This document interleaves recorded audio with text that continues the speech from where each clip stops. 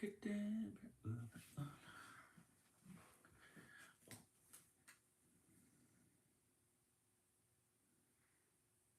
BTS Army, welcome in.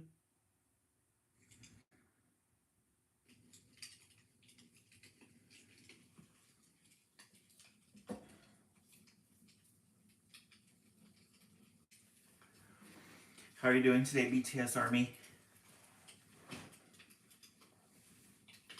The BTS Army. Hey user 316, welcome in. Welcome in, welcome in. Christina, welcome back.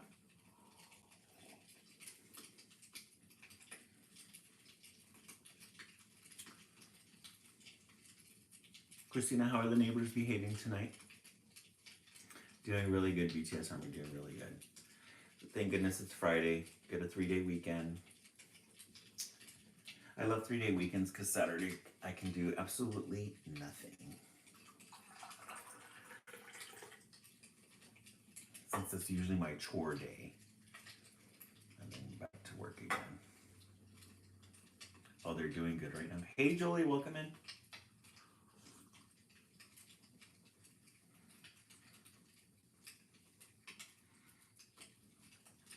Good. How's the wind? Is it still windy over there, Christina? Thank you for the gift. I really appreciate that. It's very sweet. Oh, good. Good.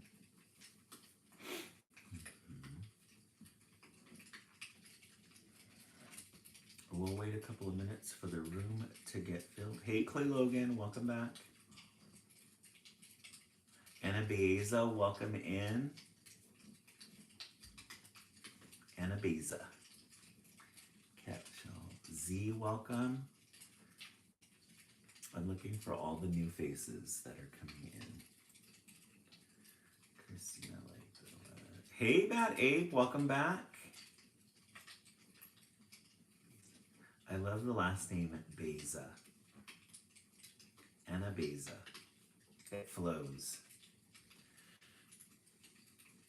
I'm doing really good, Bad Ape. It's the weekend.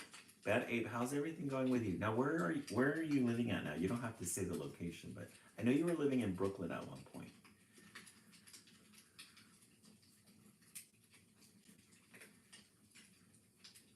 If I remember correctly.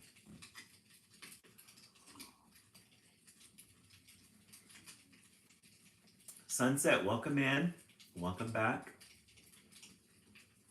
It's always good to see you. We'll begin in a couple of minutes. We're just going to wait for the room to get filled.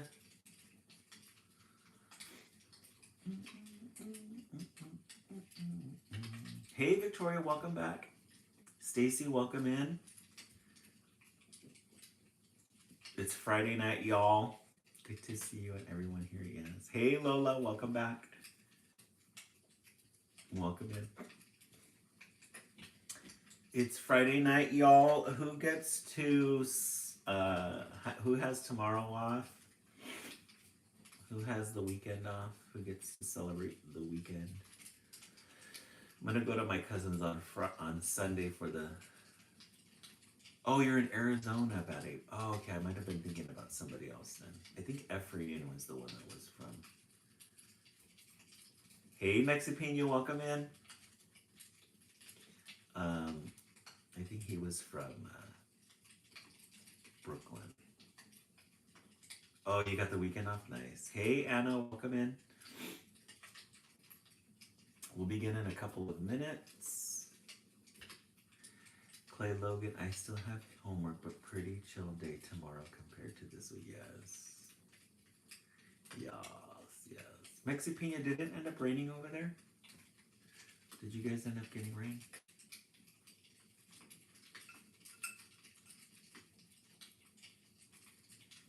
Mexipina.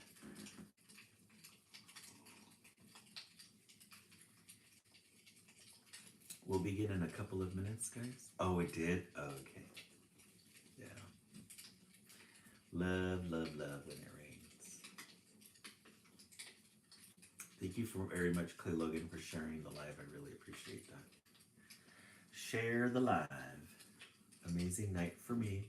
Glass of Chardonnay in one hand, grapes in the other, and watching. Ah, Lola, that sounds like heaven. Heaven, heaven, heaven. Glass, I love a good Chardonnay. Now, do you have yours? Is your Chardonnay chilled or is it is it room temperature? What tea do we have tonight? Oh, you got your green tea? I'm drinking ginger and lemon tonight. I wanted to feel the burn of the ginger.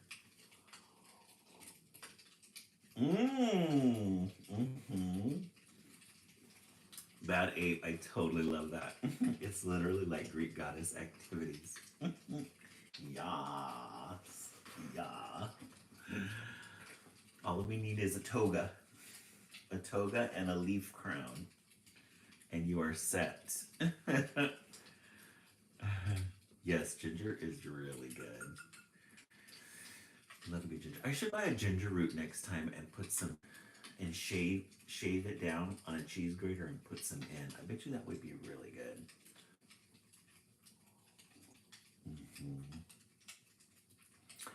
Pink live too, but I can't help but pour half the bottle of honey. Pink berry, that's right. I'm very generous with my honey base. Sitting on my black silk robe, it's all vibes. I love it. Love, love, love it. Good company. Very good company. Yes, that a love a good. I go through my honey really quick. I want to buy the big containers, but honey's expensive. The store brand I can get it for like $5.99. But man, if you try to go any bigger and get like quality honey, stuff is expensive. People who don't like tea just haven't tried it with. Yeah, exactly, Maddie. Hey, Dad, DTL Cubs, welcome in. Good to see you. You're joining our West Coast feed tonight. Did you put the boys to bed? We'll begin in a couple of minutes. We're just waiting for the room to get out. Yes, chamomile with honey is good. Yeah, any like straight chamomile is good. I have chamomile and vanilla. I just recently bought that one. That one's really good. Really, really good. And I have to remember to buy that sugar. You guys had suggested, what other types of things can you put in tea? And somebody suggested the Giselle, yes. But chamomile is, so it's very comforting. Some of you suggested that, yeah, agave. Agave, that's what it is. I want to try that. Yes, that's right, Maddie. Next week is Valentine's Day already. Agave, but it would taste similar? Oh, okay. Maybe they have, do they have different flavors of agave or is it regular? Just a regular flavor. Have a stressful day tomorrow and this was my sleepy time. Oh, Silver. What's tomorrow gonna be like? Is it work or is it just life? Life, like all of us. Okay. We have fresh new titles for you guys tonight. All new titles. We have some surprises too. I think you guys are going to be very surprised. You know that in our lives we love a good color. We love a good color. I've seen different flavor agaves like hibiscus, watermelon. Oh, I'm going to try those. Oh, funeral for my grandpa, unfortunately. Oh no, okay, Silver. We'll keep you in our thoughts tomorrow. Maybe I should put the glass down and grab a cup of tea. Lola, I love it. My socks are going to be knocked out. Yes, they are, Betty. Let me turn the light on, guys. Glass down, grab a tea and sit. Now enjoy your Chardonnay. If I could, because I have a bottle. Last week I went wine tasting, and I got a bottle of Riesling. I love Riesling, and it's chilled right now. I would definitely be drinking that right now, but gotta keep my composure. Maybe I'll have it tomorrow. Okay, the Book of Gold. And it went really well. It was a lot of fun. Me and my friend went. It was it was a wine tour. We got on this bus, and there was all women. All women. I loved it. It was like 10 people in the bus. They were all drinking. So you know it was wild in there. Bad ape. No, not tonight. Tomorrow maybe. The Book of Gold. Look at this gorgeous end page here. When it's wine time, it's bedtime. Yes, I love it. Yeah, we had a good time.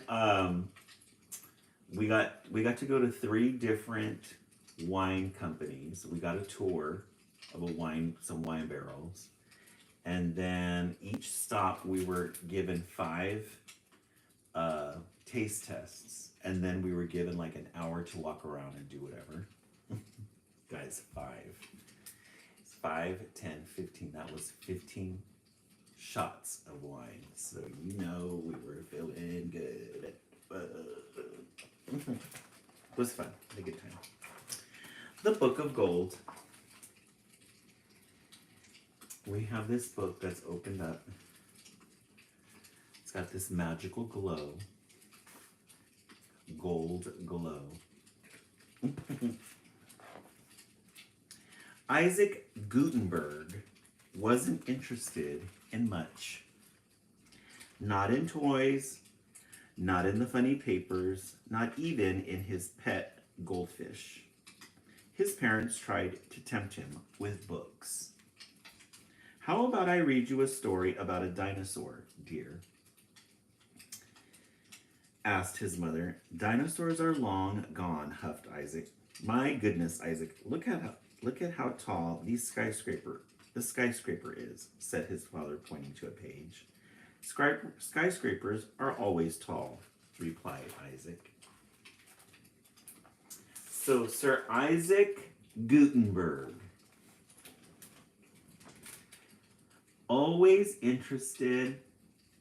was not interested in a lot of things. Was not interested. And there's his parents trying to interest him in things. We love this house. No, he isn't. Let's find out what he is impressed with. Look at how gorgeous this home is. Very old world, very old style. 1930s, 1940s. It was a beautiful spring day in 1935 when Isaac's parents took him on the trolley over the East River from Brooklyn into New York City. Oh, how I love these lions, Isaac's father exclaimed as they made their way up the steps of the New York Public Library. Aren't they amazing, Isaac? Asked his mother. They're busy guarding the thousands and thousands of books inside. An entire building filled with books, Isaac groaned. Do we have to go in? So here's the Brooklyn Bridge. They're going from Brooklyn into New York. It's 1935. The East River from Brooklyn into New York City. And we have the New York City Library. This is where Carrie Bradshaw got married in the first movie of Sex and the City. Remember? New York City Library. She's the one that inspires me to smell a good book. Remember that in the first movie? She would go to the library and get a book and smell it. Isaac's parents loved books. They adored how they smelled and the way they felt in their hands. But most of all, they loved discovering the answers hidden inside. Isaac, have you ever wondered how wide a single eye on the Statue of Liberty is? Asked his mother as she leafed through the book. Isaac sulked. Does it matter? He asked. Isaac, did you know that men with giant earth movers built a canal in Panama to create a shortcut between the Atlantic and Pacific Oceans? Asked his father. But Isaac had his own questions. Can we go home yet? Isaac, not interested in any of this. Look at this gorgeous architecture. We don't get gorgeous architecture like this anymore. 1930s New York City Library.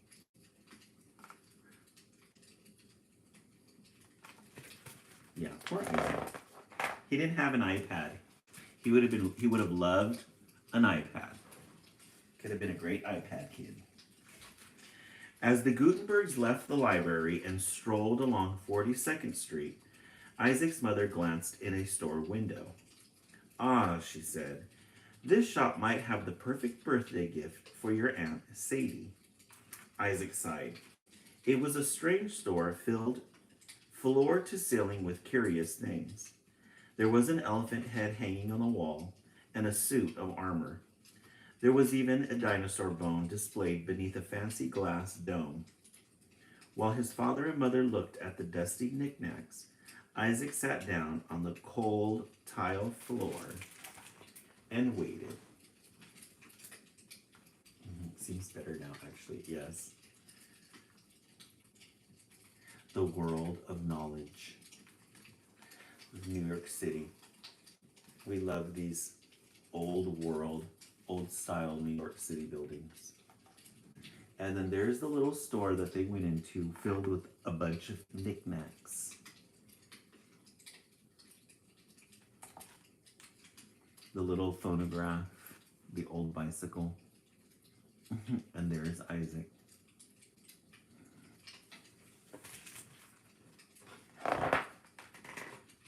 You're not interested in tin toys, young man? Asked the old shopkeeper as she stepped closer. Not really, he said. Then how about a steam locomotive, she asked.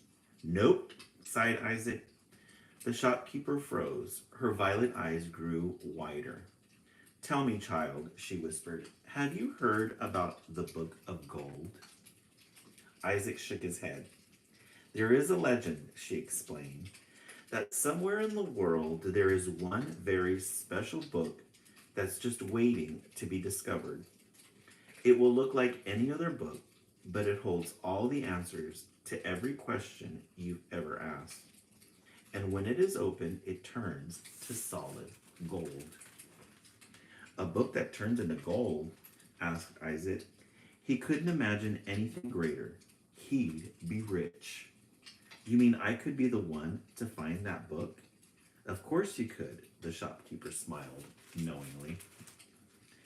As the Gutenbergs left with Aunt Sadie's gift, the old shopkeeper called out to Isaac. Good luck in your search, young man. You'll need patience and fortitude to find the Book of Gold. But Isaac didn't hear her. He was already out the door. So here's the old lady telling him about enticing him with the Book of Gold. She's putting a spell over him.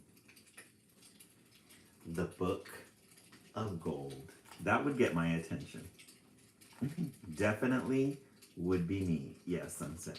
We love a good emoji to describe the Book of Gold. I would be all, really? I would believe it. Even if she said if there was a shimmering book, a gold encrusted or a glitter encrusted book. What kind of book would make you guys get really excited if there was such a thing? Isaac ran into the first bookstore he could find. He opened a book about pirates, but nothing happened. He opened many other books, then slammed them closed. Isaac peeked into the window of a diner and saw a book on the counter. He ran and he opened it, but the book didn't turn to gold. A geode book? Oh, I love that, Sunset. Probably a good glitter book too, or a bejeweled book. That ain't. Geode book? I love it. and a glitter book too, or bejeweled. I think a bejeweled one would be glitter and gems. Love it. He noticed a book fall from a woman's purse. He picked it up and excitedly opened it, but again, nothing happened. On the trip home, he spied a book left on a trolley seat. He opened it, but his book didn't turn to gold either. Isaac flew up the stairs of his apartment and went straight to a cabinet filled with books. He opened one after another as fast as he could and dropped them even faster into a big pile. For days and months, Isaac continued to search. It was more different than he had ever imagined. As hard as he tried, he could not find the book of gold. But one day, something quite unexpected happened. So he fell for it. The old lady put a spell on him. She made him go through all those books. She kind of tricked him. And so anytime he has an opportunity, he's going to look for a book of gold. And these are all the places that he's been looking. I love this filter. It's like a sepia, but it is like a gold filter around it. Maybe we're holding the book of gold. Isaac opened a book called The Seven Wonders of the World, and a question popped into his head. Why don't the pyramids have windows?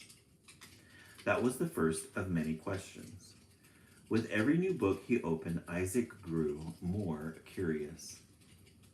Yes, sepia is a good color. How can something as heavy as a ship float? Who invented pizza? Were dinosaurs ever covered in fur? By the time he was 10 years old, Isaac's questions became even more profound. How did the number 8 get its name? If gravity didn't exist, could you still fly a kite? Why don't elevators also travel sideways? Yeah, very solid questions, you're right. Why don't elevators travel sideways? Like up and then sideways. That's a cute picture. I'm reading a book, getting influenced. Isaac grew. He became a teenager and then a man. And he never forgot what the old shopkeeper had told him about the book of gold all those years before. Isaac searched and searched and searched some more. And in the back of his mind, he worried that someone else might discover the book before he did. So here he is as a child. Not only did she knew what she was doing, she got him to read. He's still searching for that book of gold. Little does he know he's already found it. He scoured libraries for old books and bookstores for new ones. He climbed into the dark attics of friends to pick through their musty books. He visited flea markets and yard sales and junk shops. As the years went by, Isaac picked up fewer books because he found himself reading every one he opened. Isaac was discovering. I accidentally swiped to the next video. I was scared. Don't let Isaac in your home, right? He learned who invented pizza. He saw diagrams showing how heavy ships could float. He had yet to discover how the number 8 got its name, but he was sure he'd eventually find the answer. So there't Isaac. He's terrorizing the libraries, terrorizing people's attics. Look at this attic, really cute. Terrorizing the book fairs. You guys are at 13K. Thank you so much, guys. Still, he kept searching. As he read more and more, Isaac's world grew bigger, and soon he found himself traveling great distances. One summer, he took a plane to India on a hunch that he might find the Book of Gold in a street bazaar in Calcutta. We love a traveled man. Find the Book of Gold in a street bazaar in Calcutta. We love it. The street bazaar. The elephants, the Indian people.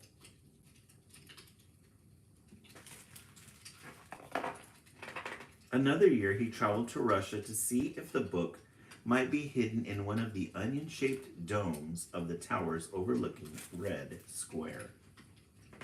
Twice he sailed by ship to Egypt because he believed the Book of Gold might very well be buried in a pharaoh's tomb. Isaac didn't find the elusive book, but he finally learned why the pyramids had been built without windows. Yeah, he is going everywhere. Just because the old lady told him about the Book of Gold. He's been to Russia with the onion-shaped domes. It almost looks like the Titanic, huh? But he was on a ship in the pyramids.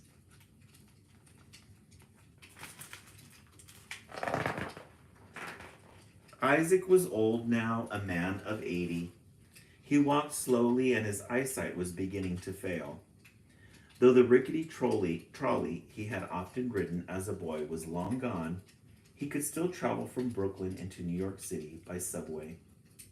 When Isaac strolled through the city, he couldn't believe how much had changed, while other things remained the same. The Brooklyn Bridge.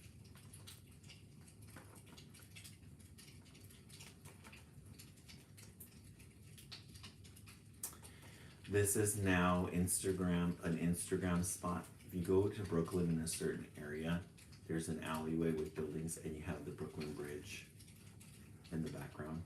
Really fun.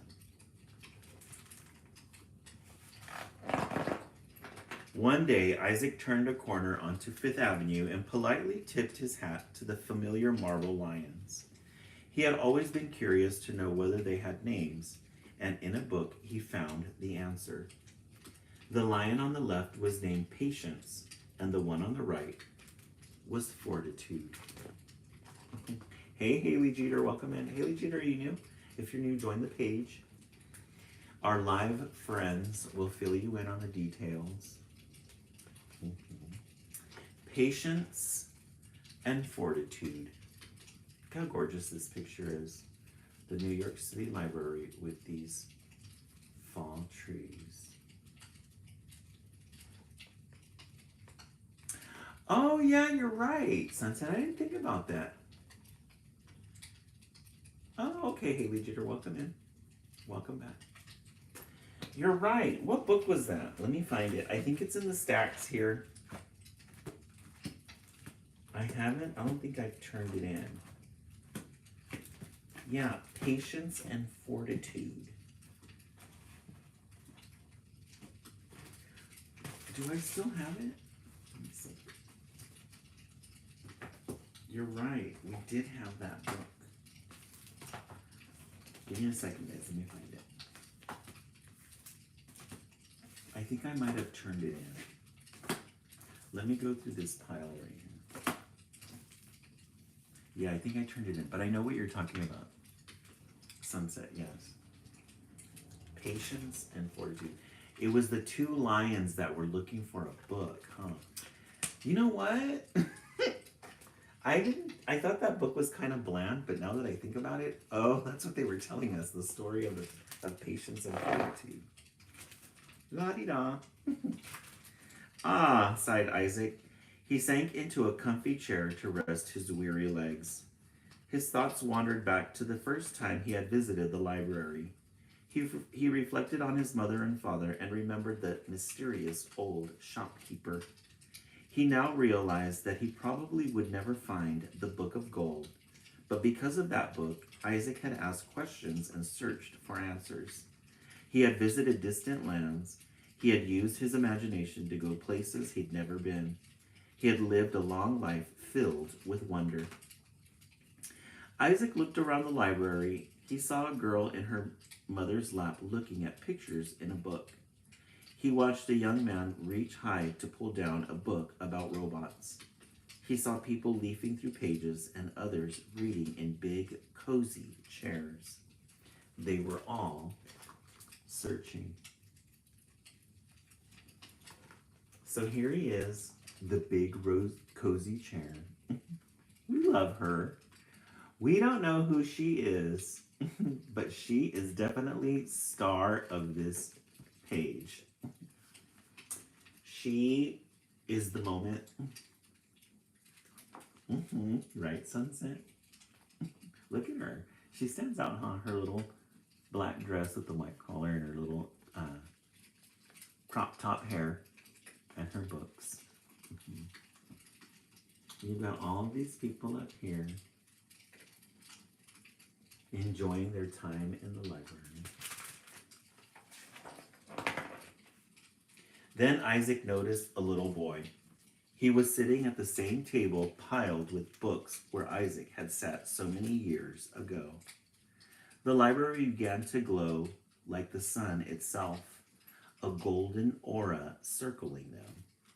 Isaac stood up, steadied himself with his cane, and slowly approached the boy.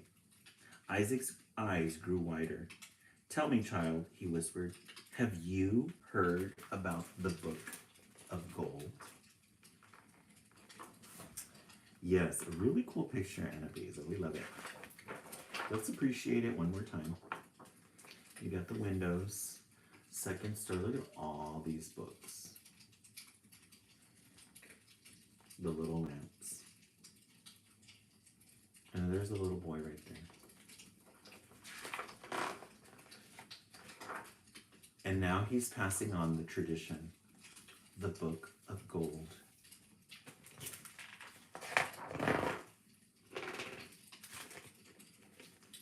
And now he's going outside to see patience and fortitude.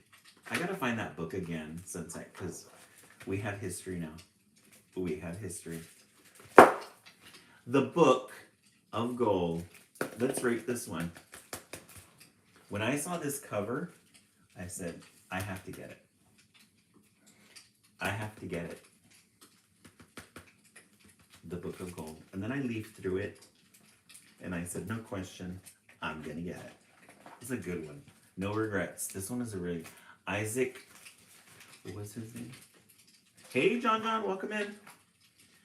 Isaac Gutenberg. Isaac Gutenberg is the blimp guy, right?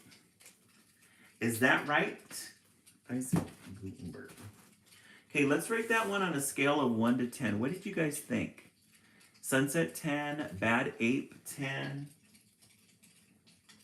Mexi Pina 10. That was a really good one. I enjoyed that one. Maybe this weekend, if you have a 3-day weekend, maybe go pop in at the your public library and see what's going on there too. John, doing pretty good. It's Friday. I have a 3-day weekend. Tomorrow is a good day. I want to watch that movie this weekend called, it's up for an Oscar. Brutalist. The Brutalist. Has anybody seen that one? I heard it's 3 hours long. I heard it was really good though. Oh, is it? Oh. Hey, just relax. Welcome back. Is it skipping or is it freezing? What is it doing? Is it freezing for you guys?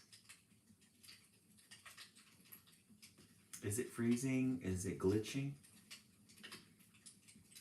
Yeah. Remember, guys, those are reminders that we're getting evicted. Oh, it's lagging. Yeah.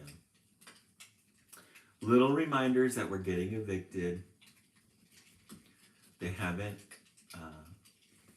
government postponed the eminent domain, but we have to remember that we're getting evicted in April.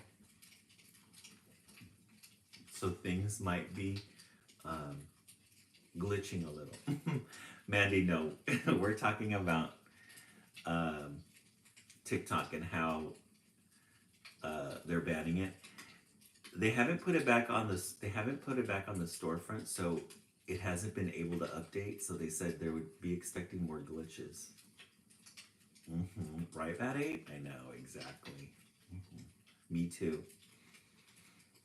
Me too. Yeah, Mandy, we're here to stay. We're on YouTube also. For those of you who are new, we also have a YouTube page. If you go to my profile page, click YouTube, and all these lives get uploaded at the end of the night.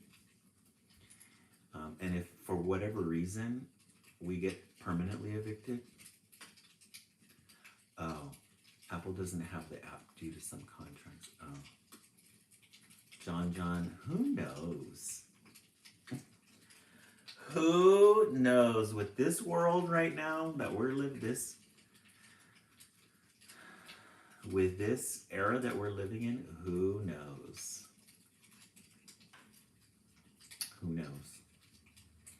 Okay, let's move on to our second book. I have a really fun treat for you guys.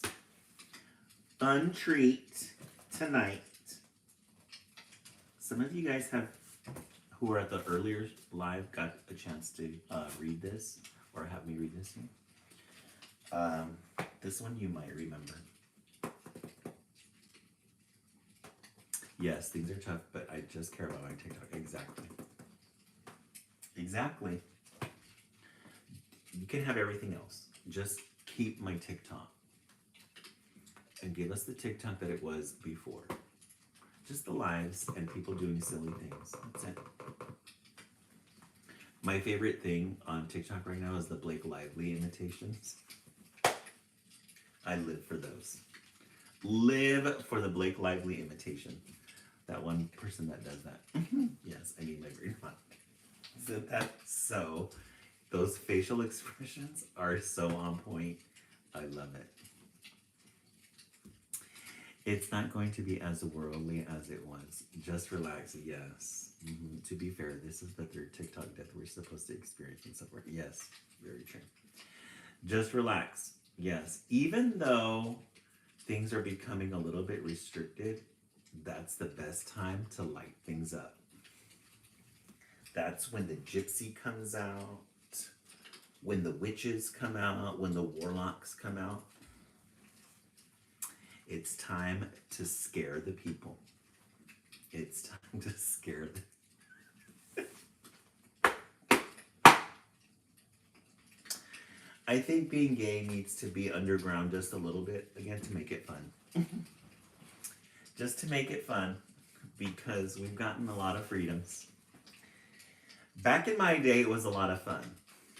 Now it just seems like everything's out in the open. We need to restrict it again a little bit so that we can light it up. Light it up. We need some underground parties. We need some warehouse parties. We need some things that are going to scare the public again. That ate, right? Right, Mexi Pina, the 80s were the best. And the 90s, when things were just coming out, scared a lot of people. Right, Mandy? Scared a lot of people. Now, I was just thinking about the news and all these restrictions that are coming, but I'm like, you know what? That's when the best art comes out. So when the best art comes out, that's when the best music comes out. So, yeah, light it up. Light it up. All right, so our next story, the Miss Nelson collection. Now, some of you are going to remember this from elementary school. These are very popular. This is an anthology. So I'm going to read you guys the first story. Bad 8, remember that? Yes, the best art. Hey, Ari, welcome in. We haven't seen you in a while. We love this end page. You got these kids. Again, the thing about children's literature is that you can draw these faces that have absolutely no resemblance to humanity, but they're enduring. Yes, just tap it in. Just tap it in. Give it a little tapping. Yeah. I know, Ari, we're always here on the same time. I think ever since the time change, it kind of mixed things up. These little faces. They're goofy. This in here with the big yellow bow. The sunglasses. This one. She can't get it right. She didn't get it right here. And she didn't get it right here. The Miss Nelson collection. This cute little picture here. These little things. This one is called Miss Nelson is Missing. The kids in room 207 were misbehaving again. Spitballs stuck to the ceiling. Paper planes whizzed through the air. They were the worst behaved class in the whole world. Look at the kids. Out of control. Out of control. Spitballs stuck to the ceiling. Paper planes whizzed through the air. They were the worst behaved class in the whole school. Now settle down, said Miss Nelson in a sweet voice, but the class would not settle down. They whispered and giggled. They squirmed and made faces. I already know they made the substitute cry, right? Substitute said, I'm never going back to that class. So West Coast starts at 9 per... Yes, just relax. 9 o'clock. So she's trying to get a hold of the class. Kids are still throwing airplanes, ignoring her. They're laughing and giggling, making faces.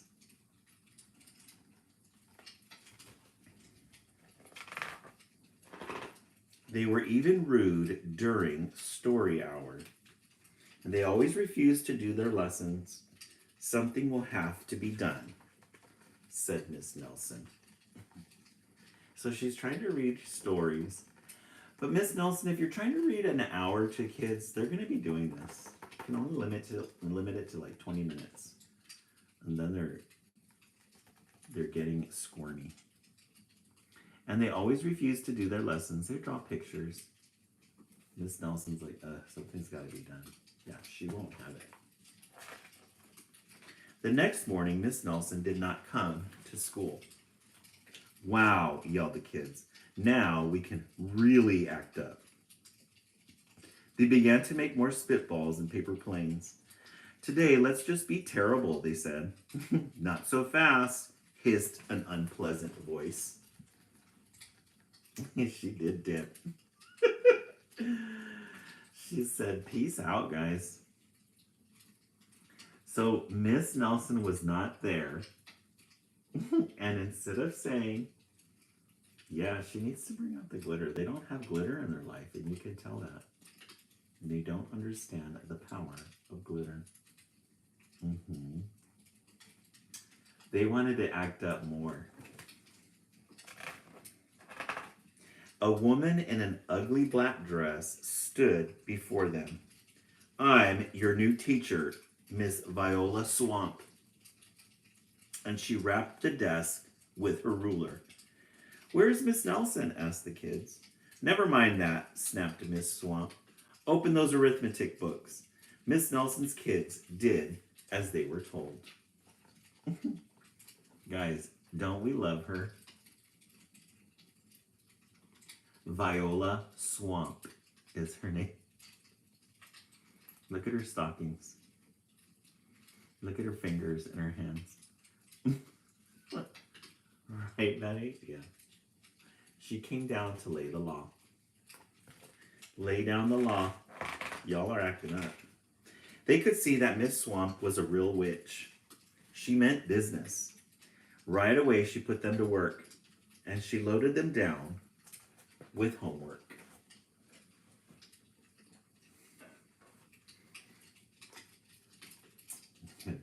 She laid down the law. She made them. You guys are here to work. You're not here to mess around. Exactly. Mandy, this is us right now here in the United States. We fucked around and found out. We have our very own Miss Swamp. This is all of us. We're like, oh shit. We'll have no story hour today, said Miss Swamp. Keep your mouths shut, said Miss Swamp. Sit perfectly still, said Miss Swamp. And if you misbehave, you'll be sorry, said Miss Swamp. The kids in room 207 had never worked so hard. Days went by and there was no sign of Miss Nelson. The kids missed Miss Nelson. So Miss Viola Swamp laying down the law. Y'all have been acting up for the last several years. It's time to put some restrictions on. Hey, Gracie Gray, welcome in. You guys been acting up. It's time to straighten up.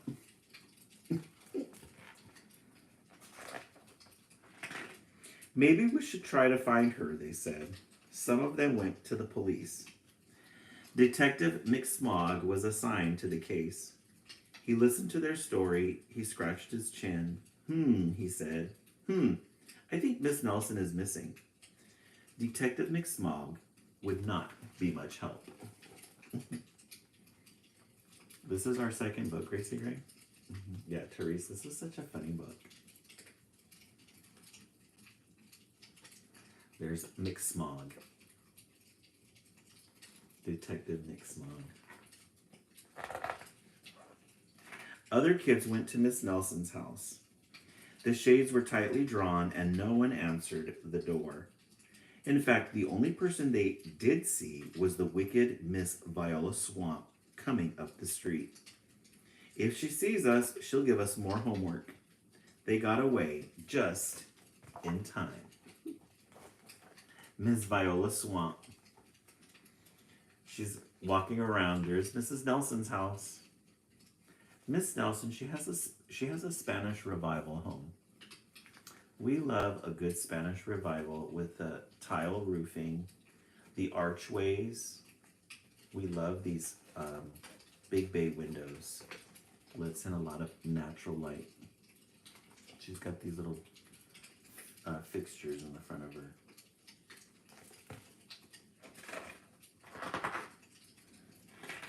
Maybe something terrible happened to Miss Nelson.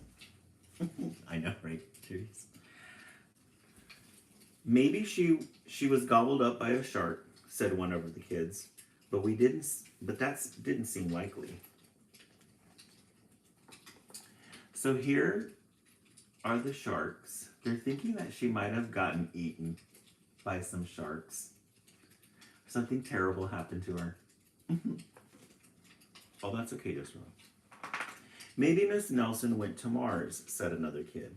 But that didn't seem likely either. So they're trying to think of all these ways. How did Mrs. Nelson disappear? Where did she go? Here she is on Mars.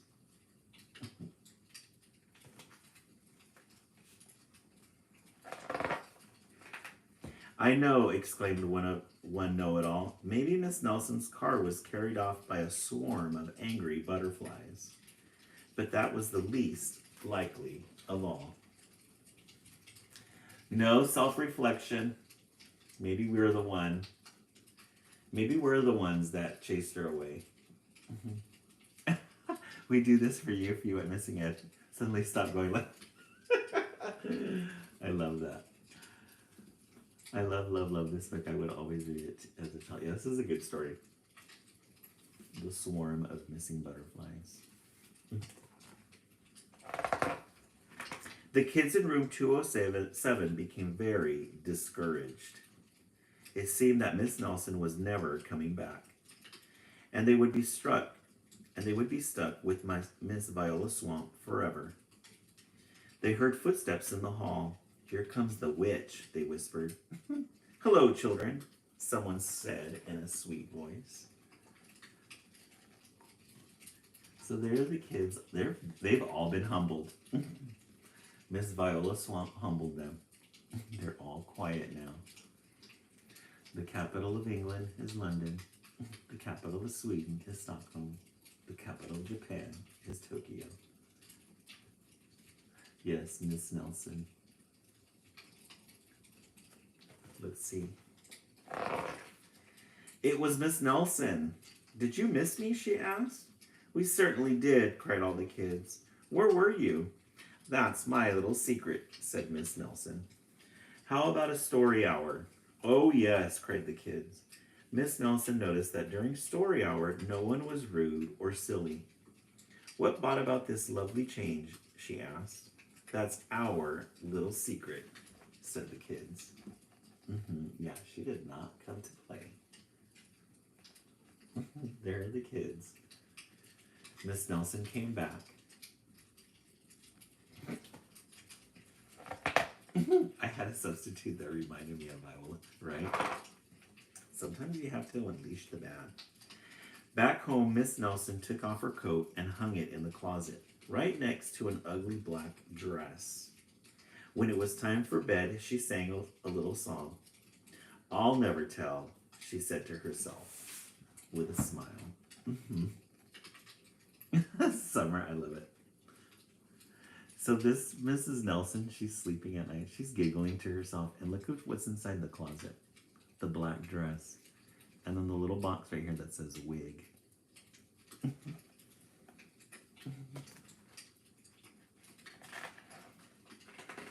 P.S. Detective McSmog is working on a new case. He is now looking for Miss Viola Swamp. The kids. The end. Our next story is Miss Nelson is back. The Miss Nelson collection. Yes, this one's a good one, huh, Michelle? Yeah, bad 8. She, sneaky one. The sneaky one. Okay, let's take a vote. We've gotten we're 2 books in. The Book of Gold, 1. The Miss Nelson collection, 2. Let's take a vote. 1 in the comment section if you like the Book of Gold. 2 if you like Miss Nelson.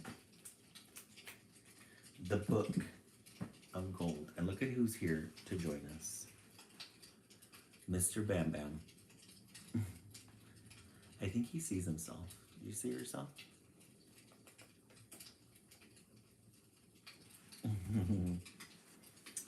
Let's see what's going on in the zone here. Bad Ape 2, 11 out of 10. Yes. Michelle 2, Sabrina 2, Sunset 1, Miss Nelson. Anabeza 1, Mandy off, Bam Bam. Gotta go 2. Yes, Terry's very nostalgic. Yeah. Guarding the books. Yeah, he's keeping him warm. I know, just relax. He's a very handsome. He loves his pets. He loves his scratches. He loves when I itch his ear. I get my knuckle, and I go in his ear, and I start itching. Yeah, he's a really good one. I love that. Oh. Okay, let's look for our second book, or our third book. What are we going to read?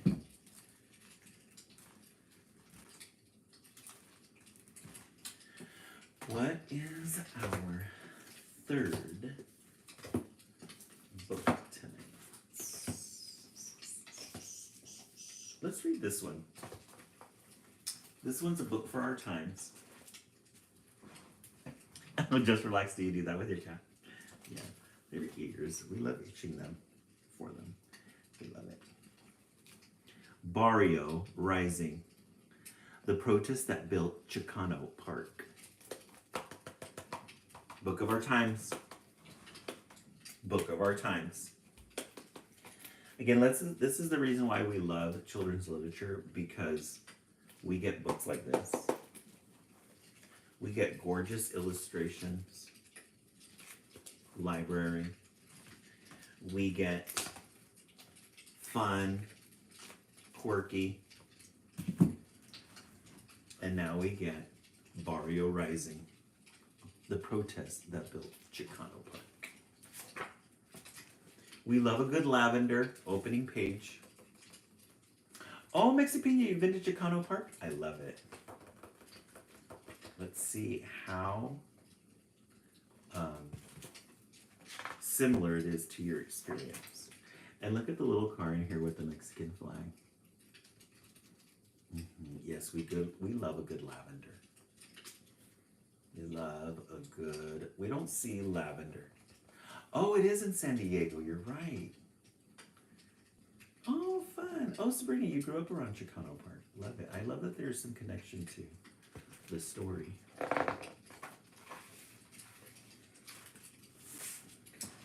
We love a good craftsman home. We love a good bungalow. When you flip these bungalows, they are so gorgeous. Look at this gorgeous purple tree, this violet tree. Chicano. Oh, this is San Diego. Down by the bay, past the torteria, and near the iglesia, Mommy and I lived in a little casita. Jacaranda blossoms snap underfoot as we walk to the tiendita to buy masa and corn husks for tamales.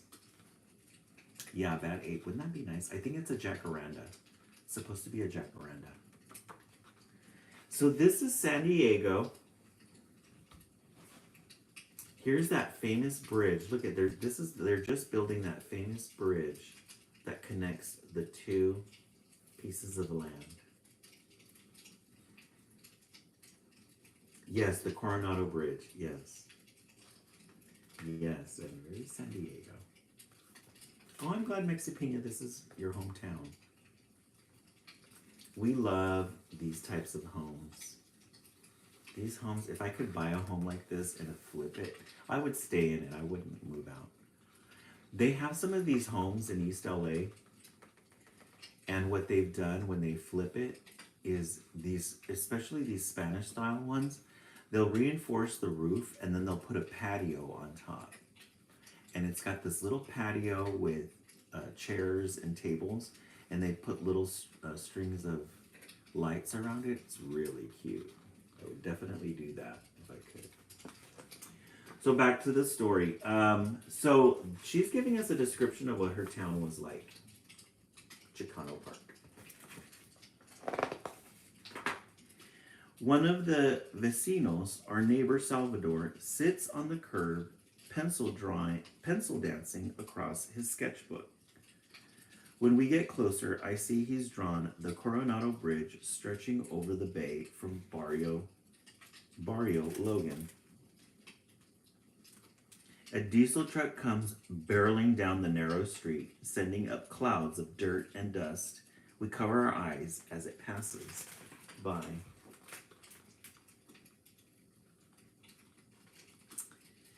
So this is their neighbor, Salvador. He's sitting on the curb just drawing. They're on their way to the store. There's a big truck barreling by with some smoke. Doña Laura putters around her porch, tending to potted plants with a shiny metal watering can. She smiles when Mommy and I wave. Buenos dias. I yell over the roar of cars racing on the freeway, but I don't think she hears me. I brush my fingertips along the Yankees chain link fence. When the junkyard dogs come snarling, I start to run, but Mommy stops me and says, "Be brave, Elena, sé valiente." She squeezes my hand when we turn the corner. Mija, look. Oh, I went to a Catholic school right near Chicano Park. I always loved passing by the murals. Oh, how fun. I love the history that you guys are bringing to this book. Chicano Park. So they're just walking through the city, and these are some of the things, regular things that they see. The junkyard, the dogs. Doña Laura, she's watering her garden.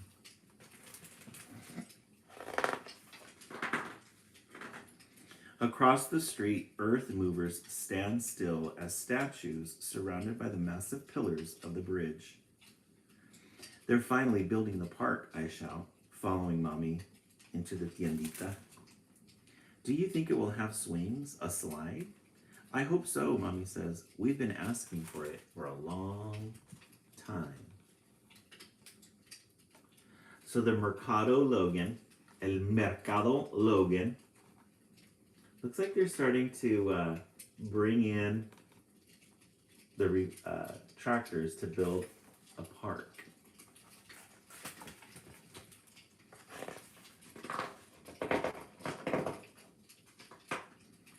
I daydream about the park as I help Mommy look for corn husks.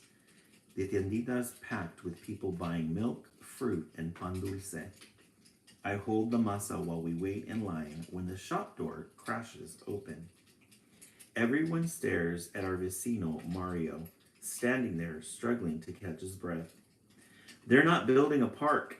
It's a police station, he pants. We've got to stop them. For a moment, I can't think. Mommy's face drops and my heart sinks into my stomach. But then I remember what she said earlier, and a small flame flickers to life inside of me. Mommy, we have to be valiente. She stares at me. I push my shoulders back and stand tall. Should we go see what's happening? Oh no, sunset. Yeah, the tapping can get a little bit much. So they're having, they're in the supermarket getting corn husks for the tamales. In comes the vecino, Mario, saying they're not building a park, they're building a police station.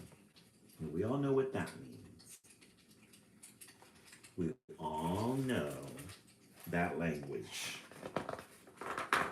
That's a language we all understand. They're building a police station. The construction site is full of men in hard hats and police with squawking radios. I see Salvador, Doña Laura, and Mario there too. We join hands with our vecinos in a chain around the earth movers.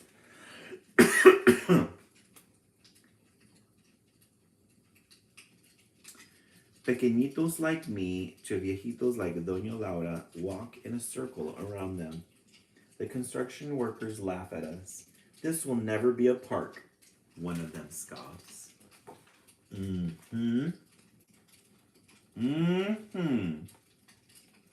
This will never be a park, one of them scoffs.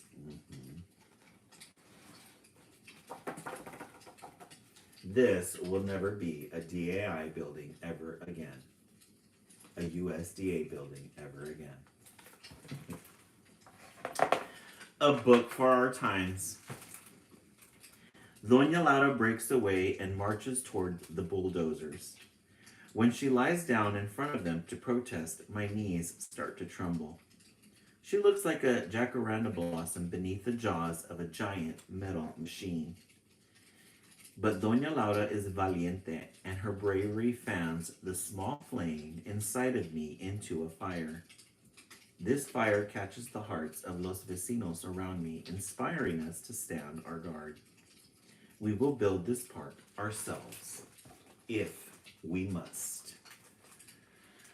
So there's Doña Laura, jumps in front of the tractor to stop them. Girls, she's got a lot of guts. She's got a lot of guts. There's that big bulldozer. But I like this purple filter that they've put over it. Yes, very brave. This purple filter with these dark colors around it. And I like how it's lit right here. We love a good purple. That's right. Oh, that night, red and blue lights chase each other round and round as a police officer bellows through a megaphone. We order you to disperse immediately. This is an unlawful assembly. Hmm.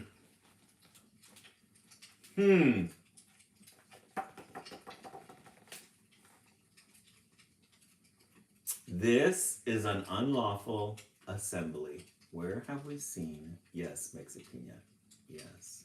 Where have we heard this before?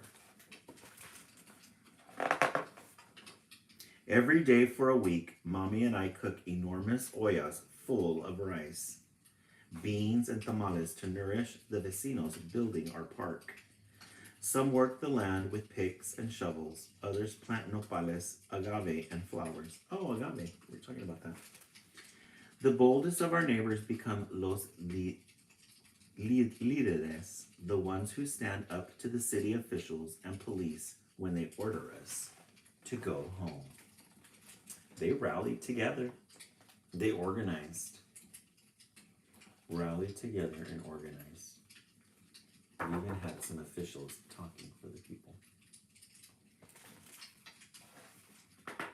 As the sun sets, I sit next to Mommy and listen to the vecinos' stories of everything we've lost.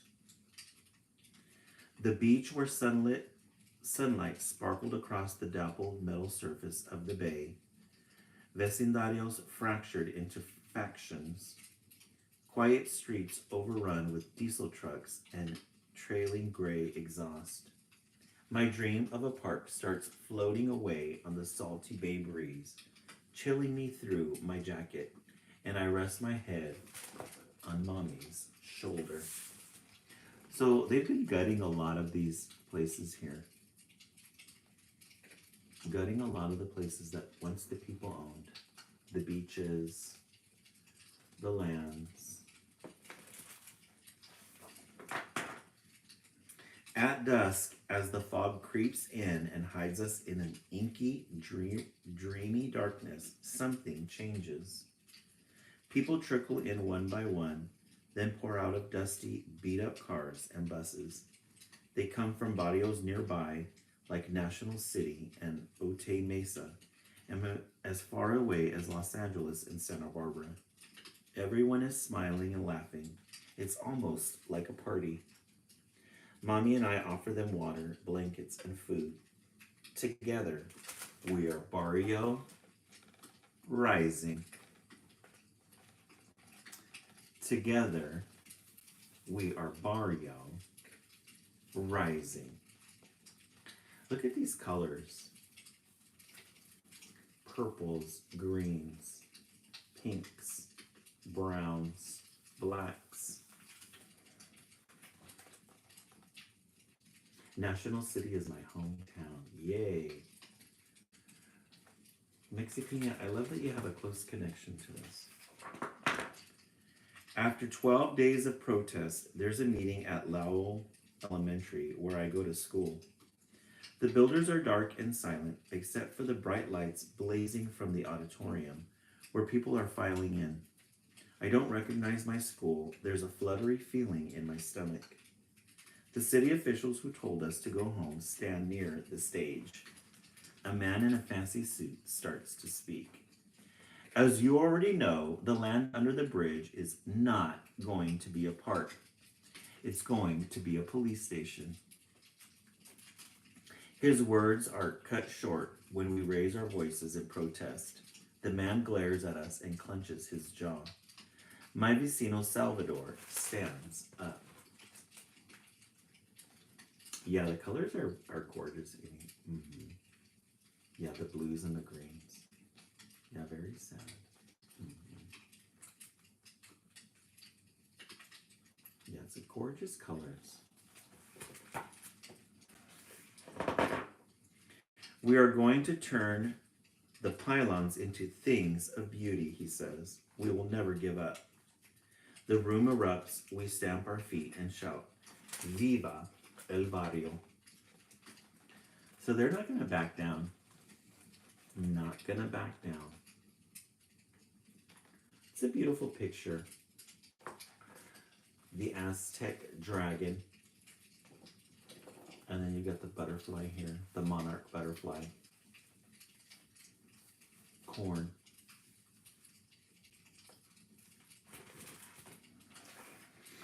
The city officials huddled together. One of them, who Mommy says is Councilman Leon Williams, waves his hands around while he pleads to the others. What will it take? Will we ever get a park? Don't we deserve one? Questions slither around my mind like serpents, and my eyes begin to fill with tears, until a little voice inside me whispers, Valiente. I grab Mommy's hand and hold on. I love these dragons here. And this is like a smoothed out picture. It's got like a little haze on it. Yeah, Amy Spanish. I grew up with, both my parents are from Mexico, and they migrated here back in the 60s. So we spoke Spanish for the first part of our life, and then we Americanized. Councilman Leon Williams steps forward to speak.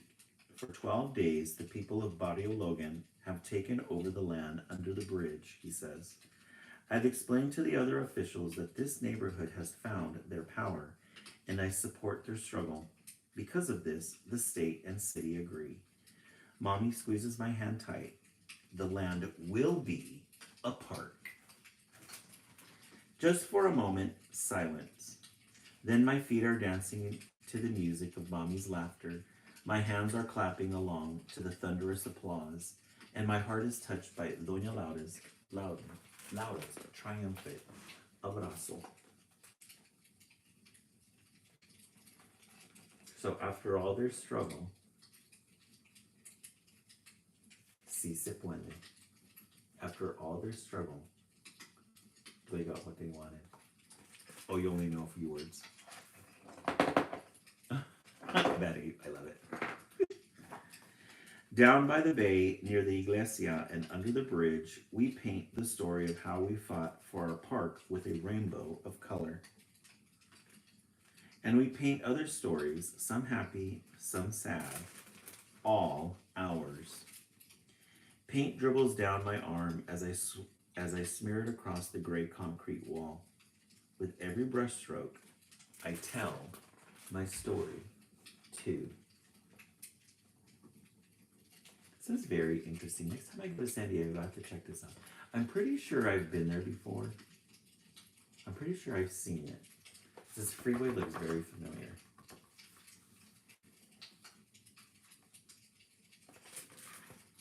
This is gorgeous when it's a clear, sunny day in the summertime. It's so beautiful there. Stunning. Once the paint has dried, my barrio and I raise our flag. We build a kiosk, somewhere to gather, play music, and dance. A kiosco.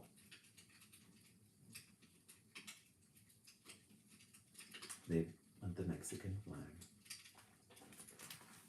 You travel, I wish I could see everywhere safe and beautiful. Yes. Last time I was in San Diego was last summer. We had a conference there for work. Every June they have a conference, an AVID conference.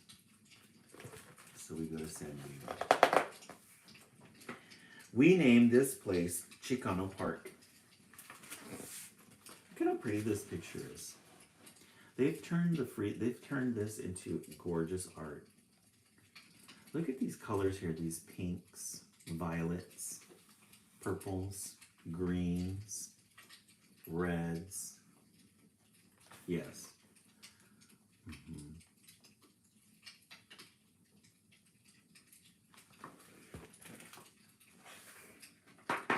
The end. Barrio Rising. This was a good one. This is a good one. No words. This is a good one. Yeah, I'm glad that we had a lot of people connecting to it. Mexi Pina, this one's dedicated to you. our San Diego queen. We love it. All right, let's take a vote. Yeah, they fought and got what they wanted. The Book of Gold won. We started with the live. 2, Miss Nelson, the Miss Nelson collection. This is really good. And then we just finished Barrio Rising. This is a book for our times. We should have fought harder for our federal workers. Should have fought harder for our federal workers. They go after the teachers. I'm gonna light things up. Light it up. Light it up. Love it. Let's see. Just Relax 3, Mexipina 3, Sunset 1, Lola 1 was, yeah, 1 was really cute. I'm torn between 1 and 3. Bad 8, 2, Mandy 2, Therese 3, Jamie 3, because I love how you show the colors. Yes. Dad, TL Clubs, it was really good. Yes, Amy. Yeah, I've been in education for 16 years. Sabrina 3, Therese 3. Yeah, the colors on that one, Dad Tail Cleanse, is really gorgeous. And I like that it's not the shiny pages, it's more of the matte finish. Something about the matte color is a lot nicer. The shiny ones are nice, but sometimes they don't come through. Okay, now for our 4th book. Oh guys, I have something to tell you. The matte finish pages are my favorite, yes. I remember, so this is one of our archival pieces. I told this to the East Coast. This is one of our archival pieces. This is one of the books that we read way at the beginning of the live when we first started. And it was such a good book that I purchased it, so now it's part of the archives. And we take it out of the archives every once in a while. So there's the follow-up book to this one, The Hair-Shaped Hole. The follow-up, we had talked about it, that in March, the Bear-Shaped Hole is going to be coming out. So yeah, this is a really good one. So I reached out to the author of this one, John Dougherty, on his Instagram. And I was just kind of checking out his Instagram to see how, I don't know, quote unquote popular he was, just to see if he would be able to reach him. So I just sent him an Instagram message and I said, hey, we're a big fan of your book. I have a live group that we read and we always love reading your book.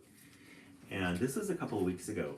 And somebody reached out to me through email and said, hey, thank you for your message. This is really interesting. We would like to know how you would like to support the book. I'm pretty sure I'm on my 2nd glass, and this is the last book of the night. Great choice, Anne. Oh, yes, Lola. Mm-hmm. So she reached out and she said, how can we, what do you want to do with it? So she offered 2 things. Either have the author come and read, or have the author do a live with us so he can read the book, or do a recorded one. So I sent her back the email. I said, whatever you need, let us know. I gave her the times of our lives. And she's going to get back to us. So I think it'd be really fun. Imagine that. So the book comes out in March. So if I start talking about the Bear-Shaped Hole, I'm going to start, if I get back and they say yes, then I'll start promoting it. But it'll be fun to have this author come on. I forgot who, right, Bad Apes? I told somebody, I think it was Sunset. Sunset, you were there and you said, I told you I had reached out to him and you said, it's worth asking. You're right. I felt kind of silly asking, but I thought, why not? It'd be fun. So much fun. So we're going to go ahead and reread this one again, The Hair-Shaped Hole. If you're new to the live, this one is about grief and loss. Yes, Betty. Well, I wanted to make sure everybody was in. I didn't want to say it at the beginning because I thought, what if somebody comes in later and they don't get a chance to hear it? But we're gonna see. Yeah, Amy was hopefully, hopefully he comes through. I gave him all the information for the live, so I'm hoping one of them pops in to see what. I said the live, I told them the live, I have a really special live group. I said we love children's literature. We read at at a certain time. And hopefully, you'll be able to get some feedback from it. This one is our fourth book. Yes, very special live group.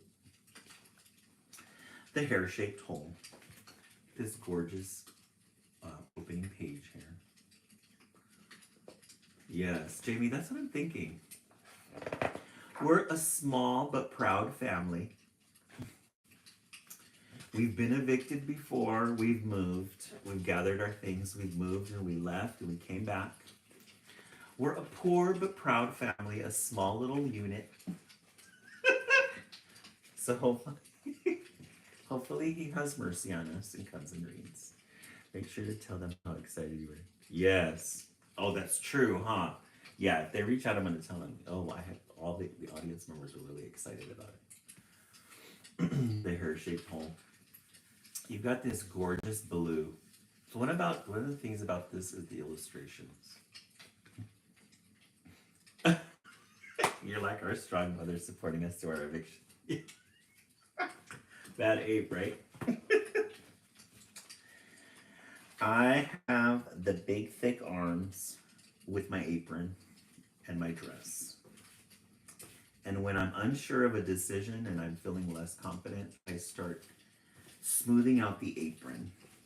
It's a nervous tick, but we have to make a decision. Yeah, the page is really beautiful. No sé qué vamos a hacer, but tenemos que rezar. We have to pray.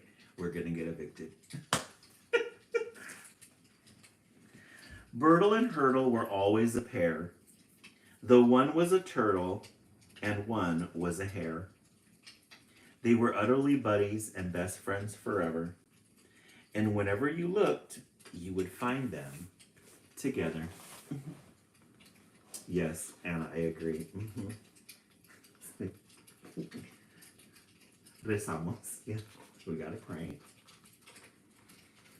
I got kids to feed.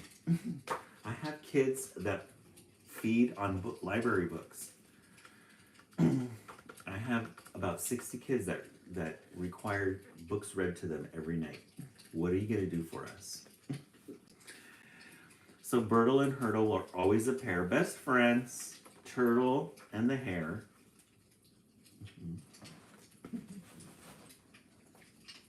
And the illustrations on this, guys, are really pretty. Very fun, very whimsical. Love his eyes. They're just glasses with big eyes. You might think their friendship was doomed to disaster, for Bertle was slower and Hurtle was faster. While Hurtle was never at home in the water, no matter the number of tips Bertle taught her. But Hurtle was patient and Hurtle was kind, so Hurtle would never leave Bertle behind. And if Hurtle Hare never learned how to swim, well, Bertle was there, and she counted on him. Oh, Amy, we're glad to have you. Yeah, we love the little glasses. I love that it's just the glasses and his eyes. So here they are, Bertle and Hurtle. They're doing best friend things together. Getting to know one another. Well, they've known each other, but they're teaching each other things. Hare was faster, Turtle was slower. But the turtle knew how to swim. Hurtle was never at home in the water, so Hurtle is the rabbit. So he gets on his back and lets her float. Bad ape, right? I'm so glad you're my buddy. So glad you're my friend. It's you and me always. We're friends to the end. They both used to say this, they both felt the same, until, quite unexpectedly, the end came. So here they are, relishing in their friendship, relishing in their best friendship. They love each other. Look at this gorgeous sunset here. These pinks and oranges mixed together. Yes, that sunset is beautiful. These pinks here at the bottom. Look at the detail of this river here. You see the reflection of the trees. And these little grasses here. The sun. Yes, we love a good sunset. That sun there. Yeah, this is a really good picture. One day, there were two of them, Turtle and Hare. The next day, poor Bertle, his friend, wasn't there. She just wasn't there. There was nothing to see but a hole in the air where a hare ought to be. So one day, Hurtle just disappeared. There she is. There he is. Let's look at his little home that he has here. There's a tree and there's a big hill, and it's buried underneath the root. They've got the little door. We love a good potbelly. Little teacups, books, jars, seats. Look at the little window, the little flowers that he grows. A hobbit house, you're right. We love a good hobbit house. And there's little Bertle. He's sad.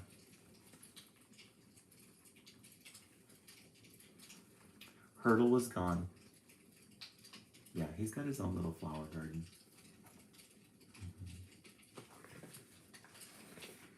Bertle at first thought it couldn't be true. When his friend disappears, what's a turtle to do? So he searched high and low, and he searched far and wide. He looked all around the hole, and he looked deep inside. He looked in the stream, and he looked underground. So she was nowhere he looked. She was not to be found. And the only reminder she'd ever been there was a cold, empty, hurdle-shaped hole in the air. Yeah, his window is open. It's really cute. He's got a cute little home. So we're going through the interesting thing about this book is the stages of grief. So he loses his friend, death. And then he's in denial. He's looking all around. Yeah, he's looking all around for her. Can't find her. He goes to the places that they used to go. She's not there. That's probably where they were in the sunset. Places that they would play together. He would remember that she would come visit, but she's not there anymore. Denial. Then Bertle got angry. He quite lost control and shouted, "I hate you, you horrible hole. So leave me alone. Go get lost. Go away." But a hole's just a hole. It had nothing to say. And it hung there beside him, a constant reminder that Hurtle had gone and that no one could find her.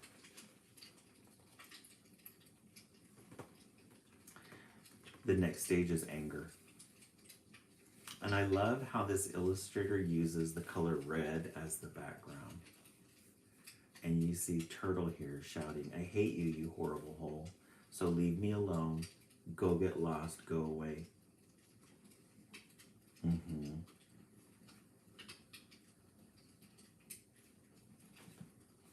Very sad. It's touching. His voice hoarse and raw, Bertle started to plead. "Tell me, hole in the air, is there something you need? If I give you my toys, if I'm good every day, will you bring Hurtle back, and will you go away?" But the hole simply hung there, all empty and black. It did not go away, nor did Hurdle come back. Yeah, that is very sad. Very sad book.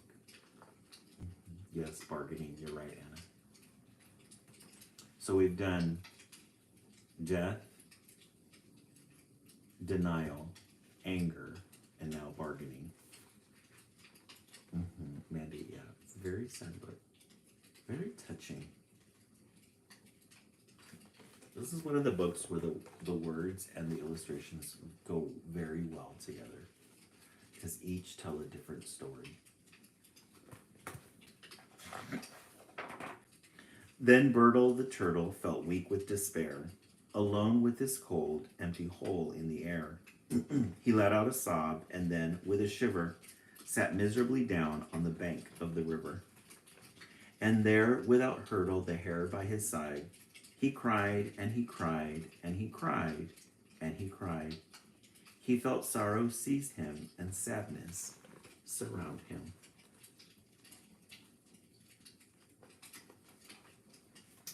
So now depression sinks in. He's left to feel his feelings. He's got to feel it. In order to pass through that stage, you have to feel it. Yeah, he needs to let it out. And notice what he's surrounded by. Clouds, it's raining. Leaves are falling.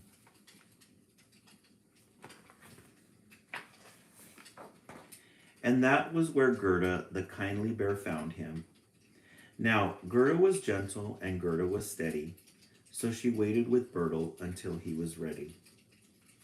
She cuddled that small turtle child as he cried, and let him feel all he was feeling inside. Pretty sunset, gloomy day, yes. Teresia's book. So in comes Gerda the bear. We love Gerda. So an old chapter ends, and notice that once he felt it, once he started releasing it, it allowed new energy to come in. And Gerda is the new energy, Gerda the bear. And Gerda comforts him. She cuddled that small turtle child as he cried, and let him feel all he was feeling inside. Gotta feel it. As horrible as it is, you gotta feel it.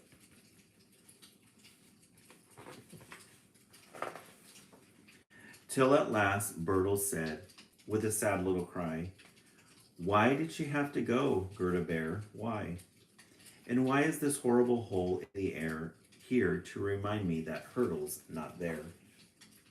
Then he felt Gerda sigh, and he felt Gerda stir, and she said, as he buried his face in her fur, "Little Bertle, I'm old, so much older than you. Let me tell you some things that I know to be true." Gerda and little Bertle. You notice that Gerda got Bertle to turn away for a brief moment from Hurdle. She got him to look in a different direction and to leave her here. So that's the beginning stage of him letting go. Letting go of the pain. He's been crying about it. He's been crying, and crying lets you let it go. Not fast, but slowly. And now he's turned his back towards her.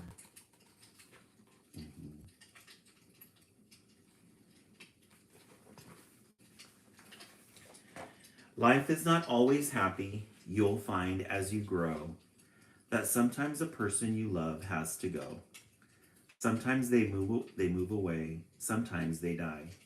And sometimes they leave without saying goodbye. There's no getting rid of this hole in the air.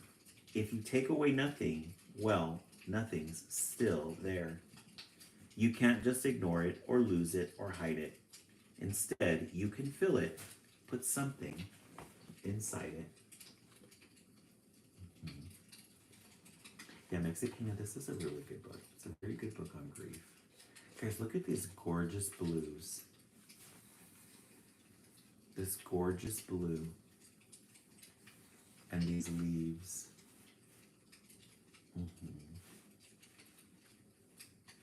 Gerda's helping him face it. Look at his little face. Aww.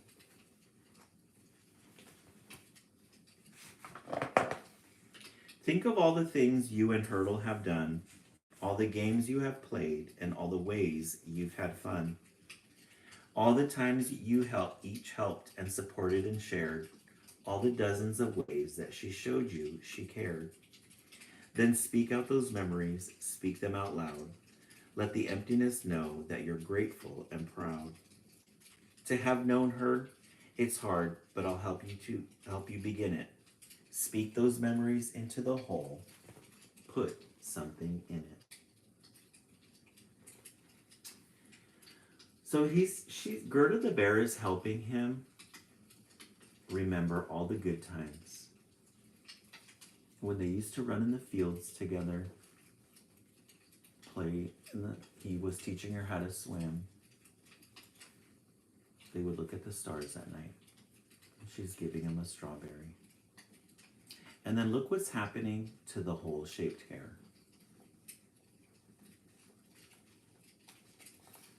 Now that he's accepting it, he's going through the stage of acceptance because he's now able to look at it. And look what's happening here. A little pop of color.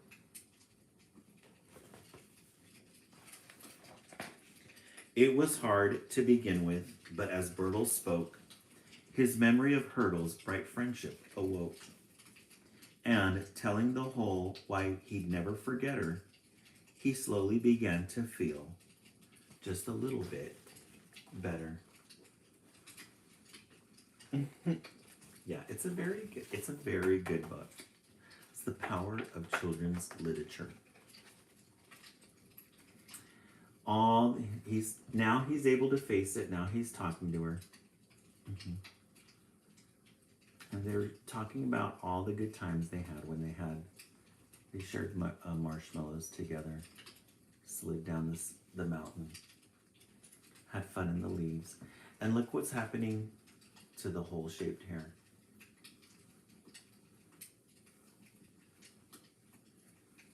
Color. Color.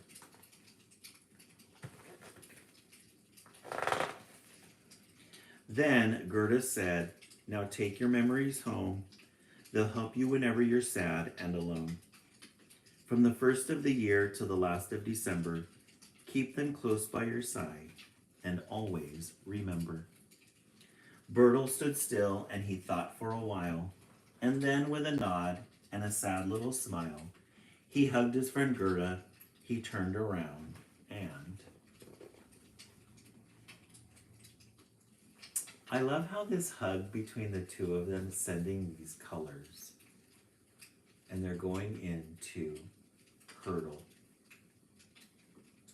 Notice that she's no longer black. She's not filled with black, she's filled with color now.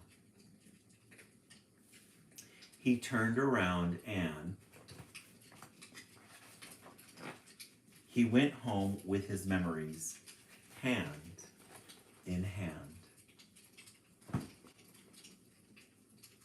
Gerda, look at this gorgeous sky, pink, and these yellows. Look at, she's filled up now.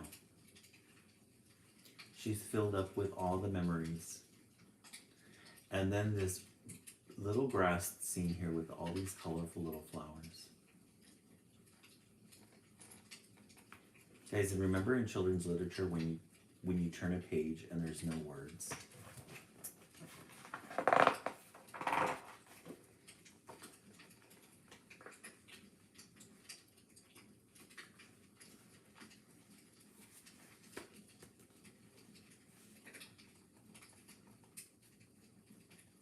Gerda had this experience before. She had her experience with grief. And because she had her experience with grief, she was able to share that with Bertle.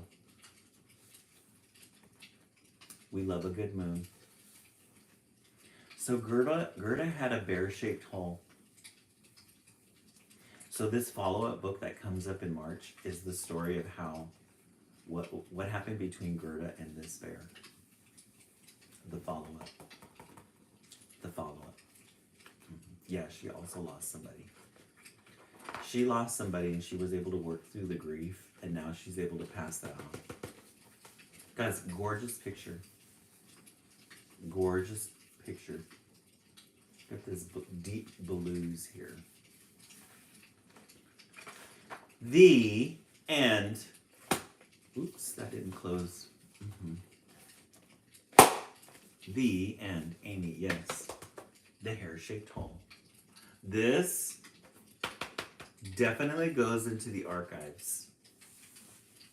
Always goes into the archive. This is an archival piece. Love it. An archival piece.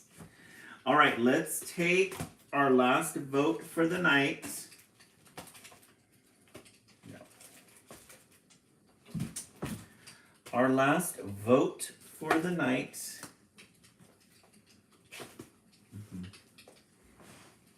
Yeah, it'll be interesting. Yeah, Amy. It'll be really interesting to see how they turn that story. I hope it's as touching as the first one. We started the live with the Book of Gold. Then we read Miss Nelson's collection. Barrio Rising. And then the hair-shaped hole. Yeah. Mexi Pina, I agree. Amy agreed 4. I think 4-1, but I love the books. Yeah, you guys got really good titles tonight. Because I only heard 4 and half of 3. Oh, okay. Mandy 4. Michelle 4. Abadar Ruku, thank you for following. 4, but yeah, tough choice tonight, yes. Therese. You guys got really good titles tonight. Really good titles. On Sunday night, we'll read the second book of this anthology. There's 3 stories in this one. So I'll read you guys that one on Sunday. Really good titles. Really good titles. Alrighty, guys. Thank you so much for the 50K 1,000 likes. I really appreciate it. Thank you for the tapping. Thank you for your company tonight. I really appreciate it. It's always a good way to end a night. Always a good way to end the lives with the West Coast feed. Everybody have a good weekend. Tomorrow I'm going to go to the library and take some of these books back. We still have African American History Month, so we still have a lot of our African American history books that we Bronzeville. You're going to love it. But I'm going to send some of these back so we can get fresh new titles for Sunday. I have Monday off, so that means fresh new titles for Sunday and Monday. Everybody have a good weekend. We'll see you later.